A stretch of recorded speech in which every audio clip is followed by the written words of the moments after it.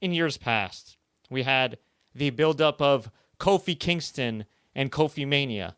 We had the lead up to Yesomania. We had Roman Reigns toppling the then unstoppable Braun the Strowman.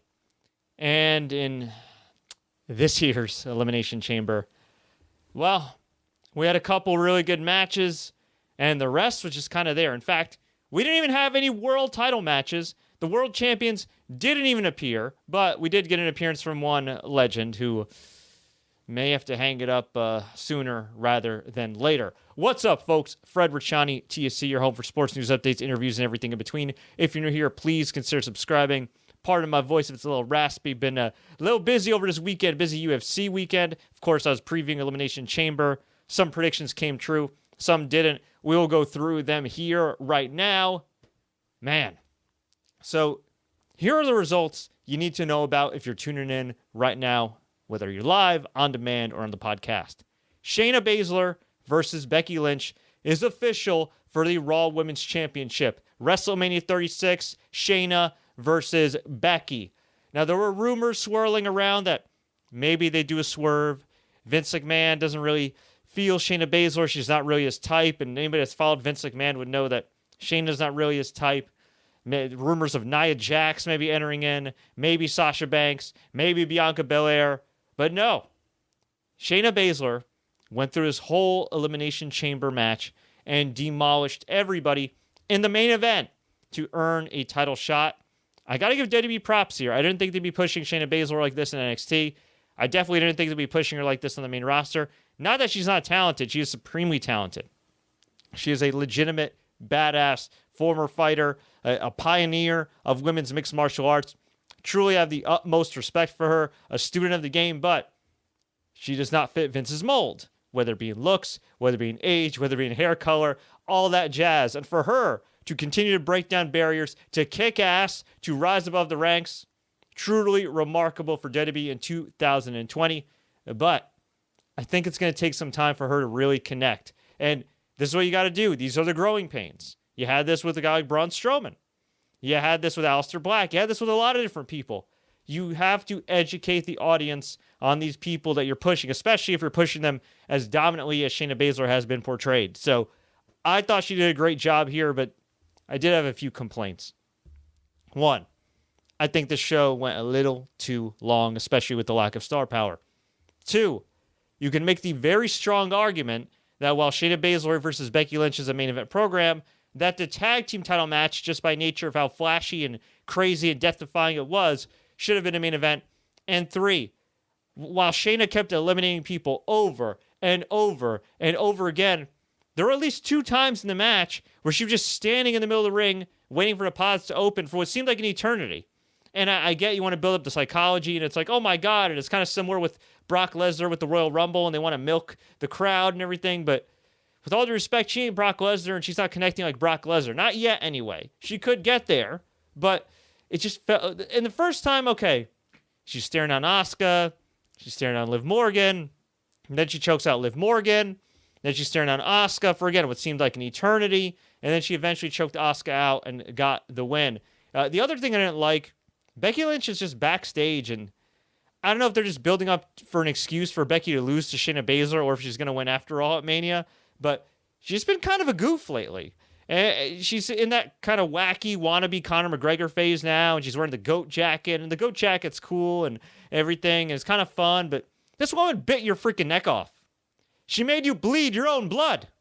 And you're just kind of chilling and sitting back and having a good time and sipping pina coladas and watching backstage with the weird TV angle that can only hurt your neck that no normal person watches TV like. And she didn't even come out to confront her, stare her down, nothing, not even at the ramp. No, maybe she did after the show ended, you know, when the lights went off for the TV, but still, something. We know she's backstage. Maybe a little nitpicky, but I don't know, something to think about. That being said, the bottom line is the result, and the bottom line is that the result is the right one. Shayna Baszler wins. She destroys everybody. She eliminated the Riott Squad. She eliminated the Fire Squad. She eliminated Natalya. She eliminated Asuka. And she is your number one contender for the Raw Women's title. By the way, for anybody that's watching live right now, please feel free to like this video, share with us with all your friends, subscribe, and enable notifications. And, by the way, we have brand new shirts on ProWrestlingTees.com/TSC News. That's ProWrestlingTees.com/TSC News if you want to check it out and show your support.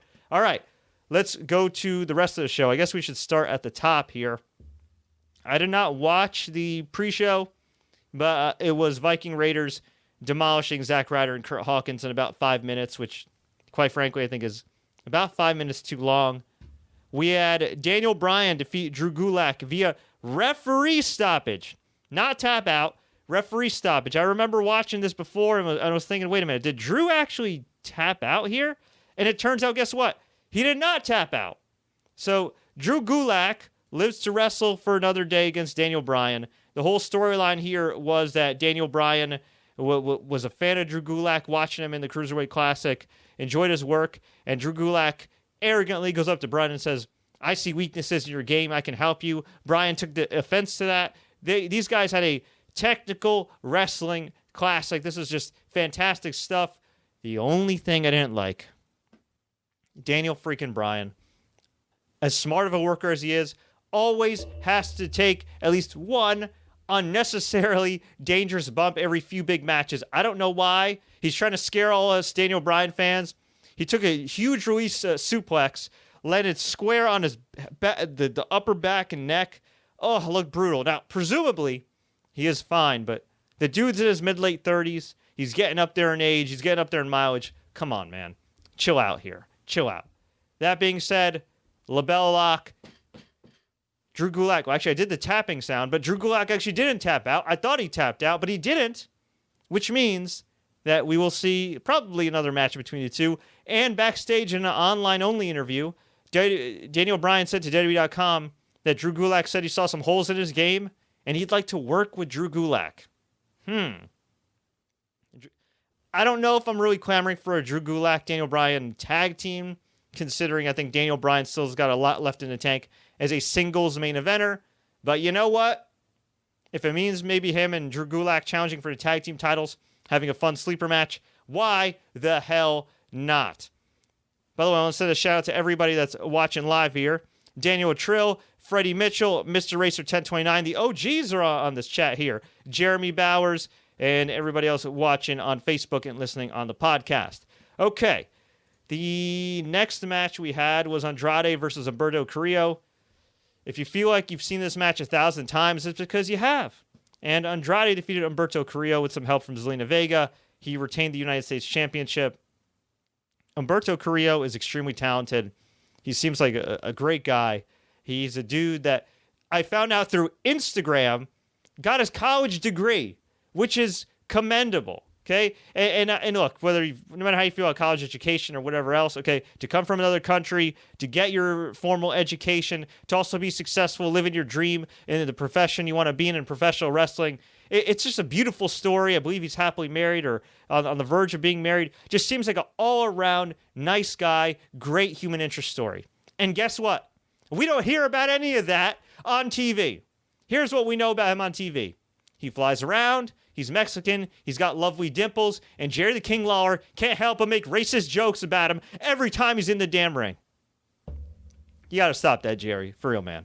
It's 2020, bro. You gotta stop that. Don't make me come and slap you, man. Listen, I don't even need to slap him. The Hispanic delegation from Mexico to my native Venezuela will come give him a stern talking to. Or, maybe one day Humberto will be like, bro, you gotta stop with pinata references. But this match was just, it was just kind of there. It was good work, solid work all around. But again, nothing we have not seen before. And the unfortunate thing here is that Andrade was suspended for 30 days due to the wellness policy violation, kept the U.S. title. Clearly, the title means nothing right now, or at least WWE's educated the fans to believe that the title means nothing. You have Humberto Carrillo, who's been nothing because they haven't given him that many wins. And on top of that, I believe he's like 0 for, at least just on TV alone, he's like 0 for 4, 0 for 5 in U.S. title matches between his matches against AJ Styles and Andrade. So he loses again. Why are we supposed to care about him? Just like they wanted us to care about Ricochet. Why do I care about Ricochet beating Carl Anderson in 2020? Why am I going to care about Ricochet when he lost to some dude named Riddick Moss, who sounds like a user-created character in Madden? Granted, maybe a talented user-created character in Madden. Or actually, not even user. Yeah, he is. When it was, you know, if you ever played Madden before, or FIFA, or one of these games where you download like these custom rosters, or not even, you know what, like, you know how like you play like in the franchise mode, and then when you don't download the draft class for next year, the computer just generates somebody? Yeah, Riddick Moss is like that computer-generated Madden character. He might be good, but it's Riddick Moss. Never mind the fact that I believe the crowd chanted at him, "We don't know you." So, great job by the booking team for Ricochet. We then had one of the best matches of the night, maybe the best match of the night behind Daniel Bryan and Drew Gulak. You could flip them both. I mean, either one was great. The Miz, John Morrison defeated Kofi Kingston and Big E. The Usos, Grand Metalik and Lince Dorado, Heavy Machinery, and Robert Roode and Dolph the Ziggler to retain the SmackDown Tag Team titles. Here's what happened. We had Heavy Machinery eliminate Metalik. We had Ziggler super kick and eliminate Heavy Machinery. Okay, yeah. So Ziggler hit the super kick. Roode hit the glorious DDT. They pinned Tucker. Man. Otis was sent through the pod all the way onto the outside. There was a crazy spot, too, before the Lucha House Party got eliminated, where Lince Dorado did a shooting star press off the top, which was just absolutely insane, only to be the first one eliminated. Yeah. They give real incentive to do those spots, huh? Then we had the Usos hit dives off the pods to pin Ziggler and Roode. And then the Usos and New Day double-teamed or quadruple-teamed, whatever you want to call it, Miz and Morrison until they turned on each other. And then eventually Kofi Kingston missed a dive off a pod. Miz and Morrison covered him. And then Miz and Morrison pinned Jey Uso at the same time. And it was brilliant because Miz had a roll-up with his feet on the ropes, and then Morrison also did a sunset flip, and they just both pinned him at the same time while using the ropes in a no DQ match. I thought it was a very clever finish, and Miz and Morrison will go on to WrestleMania, at least for now, as your SmackDown Tag Team Champions. There's a part of me that thinks, my God, you brought John Morrison back after all these years just to practically be in the same spot he was 10 years ago. At the same time, The Miz is now a former world champion. John Morrison's now a former ECW world champion, TNA world champion, Lucha Underground champion. And believe it or not, even though he was a world champion for Impact Wrestling a year ago, I still feel like he's in a much better place now, wrestling in front of actual crowds as a tag team title holder than he was back as the world title holder for Impact, which I guess now broadcasts out of a gas station or something. We then had a shockingly boring match between Aleister Black and AJ Styles. Now, if y'all would have told me that Aleister Black and AJ Styles would have a boring, heatless match in Philadelphia, no less, with a no disqualification stipulation, I would have said you're crazy. But you're not crazy, because that's exactly what freaking happened. This whole feud was rushed. They've been building up to AJ Styles versus The Undertaker at WrestleMania. I don't know why. I guess maybe they think AJ's mobile enough and still got enough in the tank where he could carry Undertaker to a good match. And AJ's technically a legend at this point as well, given his 2 title runs and his amazing career outside of WWE. That being said, Aleister Black is the one that's the goth guy, not AJ. Aleister Black having The Undertaker pass the torch to him at WrestleMania makes a lot more sense than AJ just beating him or losing to The Undertaker, who, oh, by the way, looks old as all hell. And no disrespect to The Undertaker's legendary career. I grew up a fan. I'm happy he's getting that money. I'm sure alimony is expensive. I'm sure child support is expensive. I'm sure those guns that he buys are expensive. That being said, man, I don't know. At some point, Father Time is undefeated. And you can idiot-proof a match like all hell, and stuff might still happen. Ish might still happen. Poor Scotty Steiner collapsed during an Impact Wrestling taping over the weekend and was rushed to the hospital. Now, from what I understand, he's okay. He's going to be all right. He's in recovery, thank God. But think about all the mileage that Scott Steiner has, and think about how inactive Scott Steiner's been for the most part. And you got to believe all that stuff caught up with him. And it's unfortunate, and we wish Scott Steiner very best. He's a true wrestling legend, but you get up to a certain point in time, and maybe you just shouldn't do this anymore. I'm not saying that's going to happen to Undertaker, God forbid. I'm not saying Undertaker's going to get hurt or anything like that, but the longer you're out there, the older you are. I mean, Father Time's undefeated. Okay, this ain't MMA. You could predetermine this stuff and idiot-proof a lot of this stuff and Undertaker-proof all this stuff, but still, things can happen. So hopefully, no matter who Undertaker wrestles at WrestleMania, if it is indeed AJ Styles, hopefully it's quick, hopefully it's safe, to the point, bada bing, bada boom, get in, get out, live to get paid, and play with your kids and have a good time with your wife another day. So anyway, AJ Styles and Aleister Black managed to have one of the most boring matches possible given the caliber of talent in the ring. The OC kept interfering on AJ Styles' behalf, despite the fact that it's no DQ. Now you might be wondering, well, why are you mad about that? They're interfering, it's no DQ. Well, here's the caveat. They were only interfering when the referee's back was turned. Now, eventually, Carl Anderson and Luke Gallows, the dumbest heels of all time, looked at each other like the bandits from Home Alone and said, wait a minute. We could just attack Aleister Black. Wait a minute. It's no disqualification. Wait a minute. We could all just triple team him and beat his ass, which is great. Except they realized that like 20 minutes into the match. This was slow. This was plotting. The Aleister Black character should only be selling on rare occasions, at least for prolonged periods of time. Even when he faced Buddy Murphy in those awesome matches those two guys had, there was some selling, but it was back and forth, back and forth. There was a war of attrition. And this was just a more of like a war of, I mean, I guess also a war of attrition, but the attrition of me trying to stay awake. It was just like, my God. And I had Jeremy Bowers tweet me, and he's like, man, it's been a while since AJ Styles has had a great match. And at first I thought, hey, JB, you're being out of line here. AJ Styles is one of the all-time greats. What are you talking about? And I thought about it, and I thought about it. And the last time I think AJ Styles had what would be perceived as a great or phenomenal, as he would say, match was last year's Money in the Bank against Seth Rollins. Has he had a great, all caps, great match since then? He's had some pretty good ones with Cedric Alexander and Humberto, but has he had a great one-on-one match? So I don't know if it's a case of AJ's just slowed down and we're all finally realizing it. Maybe it's just a styles clash, pun intended. Maybe it's just wrong place, wrong feud, wrong time, super rushed. Whatever the case may be, this match just didn't work. So finally, mercifully, after like 20-something minutes, the lights go out. Dong. Undertaker's dong hits. He appears in the ring. He chokeslams AJ Styles. This time, unlike Super Showdown, he was nice enough to take off his hat and jacket. Looked like he dressed for the occasion. And then Aleister Black hit the Black Mass kick for the win. 1, 2, 3. And I gotta believe that AJ Styles should be beating The Undertaker at Mania because while AJ is older now, he is still younger than The Undertaker. And he is presumably still going to be full-time at least for the next year or so. So I think AJ should win. JB also gave me the idea of saying, hey, what if Aleister Black and Undertaker team up against the OC? That way Aleister Black gets the rub. That way Undertaker's weaknesses are hidden. That would make a lot more sense, but we'll see. We'll see what happens there. But this match is one y'all can skip. The Street Profits beat Seth Rollins and Murphy to retain the Raw Tag Team titles. This match also went way too long. The Street Profits were very over, though, with the crowd. And the Viking Raiders interfered. AOP interfered. Kevin Owens interfered.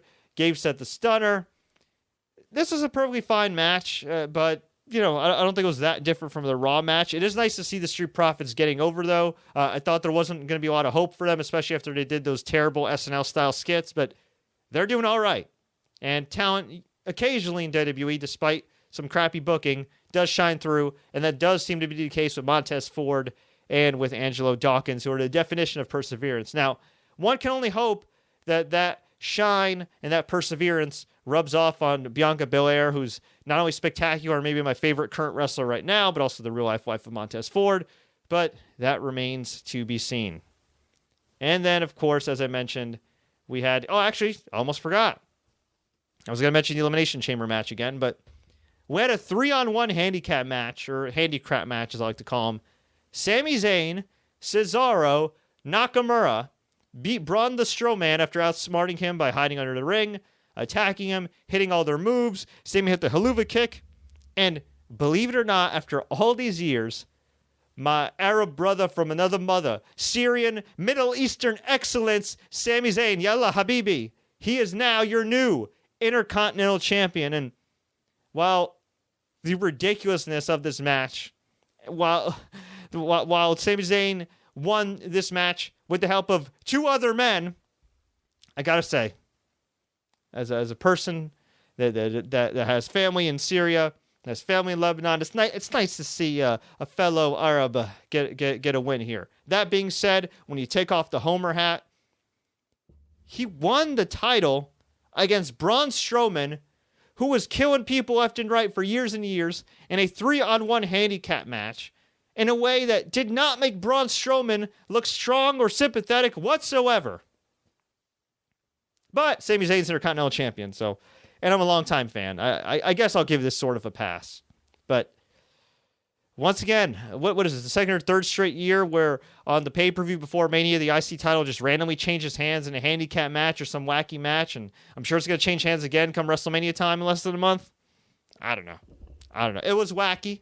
I would have preferred to see Sami Zayn win his first IC title, first main roster title in a different way. Maybe, in like a one-on-one match where it's epic. Maybe back when he was still a babyface against Kevin Owens, but hey, I'll take it. I guess better late than never. And then, of course, as I mentioned before, Shayna Baszler defeated Women's Tag Team Champion Asuka, Natalya, Ruby Riott, Liv Morgan in her dominatrix outfit, and Sarah Logan in her hunting gear to become the number one contender for the Raw Women's Championship. Overall, man, I don't know. It's tough. This is tough for me to say because Daniel Bryan versus Drew Gulak was damn good, because the SmackDown Tag Title match was damn good. I'm going to give this pay-per-view a thumbs. I'm going to give it a thumbs in the middle with it pointing slightly down. There might be a cop-out. That's what I think. But I want to hear from what you guys have to say. And there's a whole lot of feedback. Freddie Mitchell says, AJ doesn't need the rub, but I'm thinking Undertaker went to Vince and asked for AJ because I believe Shane McMahon told Undertaker AJ works light in the ring.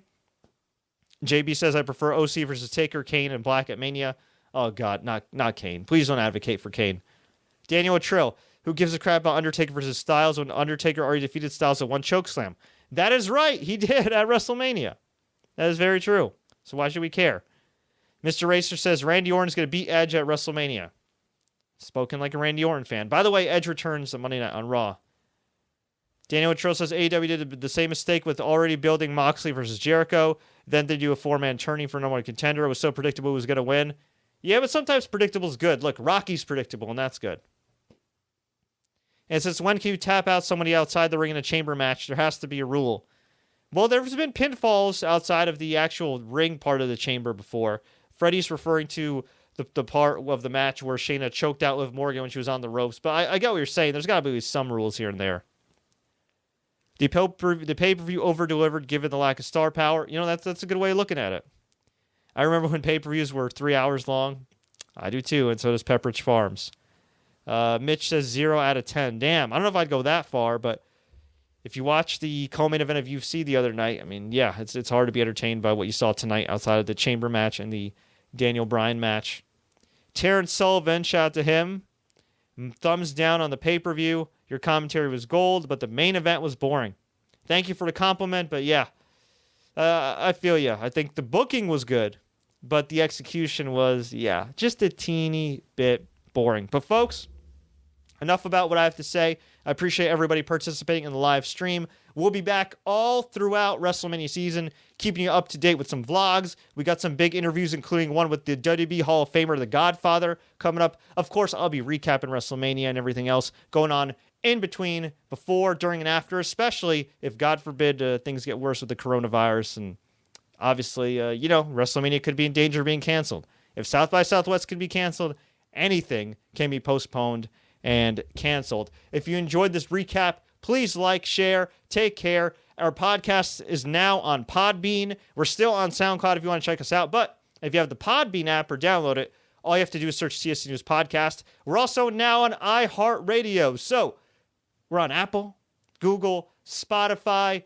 iHeart, you name it. We're on it, in addition to, of course, YouTube, Facebook, SoundCloud. So check us out there. And if you want to get one of the brand new TSC shirts, maybe you're going to WrestleMania. Maybe you're hitting up Tampa Bay WrestleMania weekend. You want to show your support for Fred Richani and TSC. Go to prowrestlingtees.com/TSC News and get your brand new shirt today. Until then, I love y'all. I thank y'all. Thank you so much for the support. Whew, this pay-per-view was a little rough, but we all got through it together. And we will get through this WrestleMania season, no matter how good or boring it gets together. Until next time, everybody, as always, enjoy the matches.